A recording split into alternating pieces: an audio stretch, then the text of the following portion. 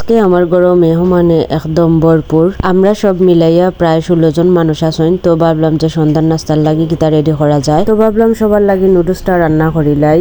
আর এখানে আমার ননদ খুব ভালো নুডলস রান্না করতে পারেন, তা না তো নুডলস অনেক মজা হয়। আমি ভাবলাম তান্ডে একটু হেল্প করে কাটাকুটির মধ্যে, যার কারণে আমি পেঁয়াজটা কাটিয়া দিলাম। আর এদিকে আমার ননদ নিজেই সবকিছু এখানে কাঁচামরিচ গাজর এগুলা সব কাটি লইলা। আর এখন রান্না শুরু করে দিবা। আমার ননদের রাতে নুডলসটা তান ভাই অনেক পছন্দ করেন, যার কারণে টানাটানি নুডলসটা রান্না করাইলাম। আর এখানেও নুডলসের লাগি পেঁয়াজ কাঁচামরিচ গাজর সব ধরনের মশলা দিয়া তাই ইটারে বালাটিখানে বাজি লাইলা। নুডলসটা অনেক জনের লাগি রান্না হইব, যার কারণে 2টা ডিম দিলা, বেশি করে ডিম দিলা। আর ডিমগুলা ভাঙ্গে একদম গাজরের সাথে মিক্সড করে লাইলা। তো এখানেও সব মশলা টসলা দেওয়ার পরে নুডলসের সাথে যে একটা মশলা এড করা থাকে ও মশলাটা দিলাইলা। আর এখানেও আমরা হলুদ ব্যবহার করতাম না। নুডলসের মাঝে যে মশলাটা আছিল দেওয়া এড করা, ওই মশলাটা দিয়ে নুডলস রান্না করমু। এক্সট্রা কোনো মশলা এড করতাম না, জাস্ট খালি জিরাটা এড করমু, জিরার গুঁড়া। তো এখানে আমার ননদ যখন নুডলস রান্না করা, তো আমি আর কিতা করতাম বইয়া বইয়া যে এক্সট্রা গাজর রয়েছিল এটা তা খাইরাম খুব মজা করি। আর এইদিকে আমার ননদ খুব